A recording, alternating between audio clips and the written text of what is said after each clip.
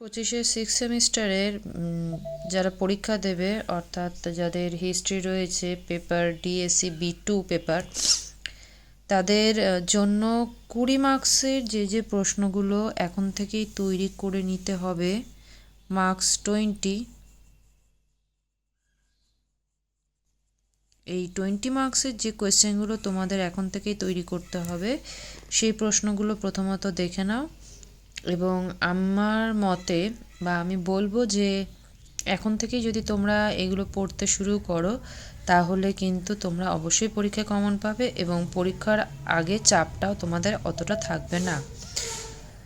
দ্বিতীয়ত হচ্ছে যে তোমাদের যে পেপারটা, তোমরা জানো যে ইউরোপের পেপার এবং এই পেপারটা কিন্তু মোটেই সহজ নয়। তো আমি বলবো যদি তোমাদের এই প্রশ্নগুলোর মধ্যে কোনো উত্তরের প্রয়োজন হয়, নোটসের প্রয়োজন হয়, আমাকে তোমরা কমেন্ট বক্সে জানাতে পারো।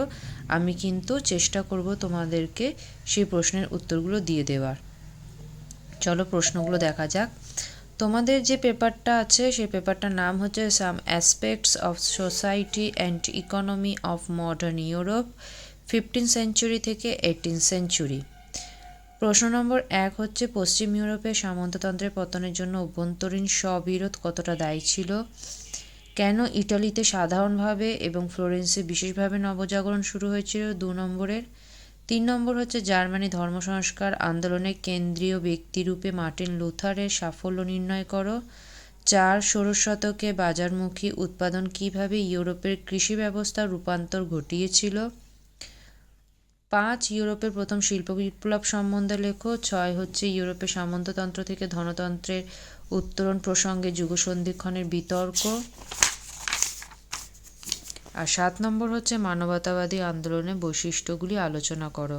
তোমরা যদি এই 7টা প্রশ্ন ঠিকঠাকভাবে ভালো করে তৈরি করে যাও 20 মার্কসের জন্য, অবশ্যই কিন্তু তোমরা এখান থেকে কমন পেয়ে যাবে। নেক্সট ভিডিওতে আমি 5 নম্বরের প্রশ্নগুলো নিয়ে আলোচনা করব। ভিডিওটি ভালো লেগে থাকলে সাবস্ক্রাইব করে দিও চ্যানেলটিকে এবং লাইক বাটন প্রেস করে দিও। তোমাদের পক্ষে সম্ভব হলে একটু বন্ধুদের মধ্যে চ্যানেলটি শেয়ার করে দিও। সবাইকে ধন্যবাদ, সকলে ভালো থেকো।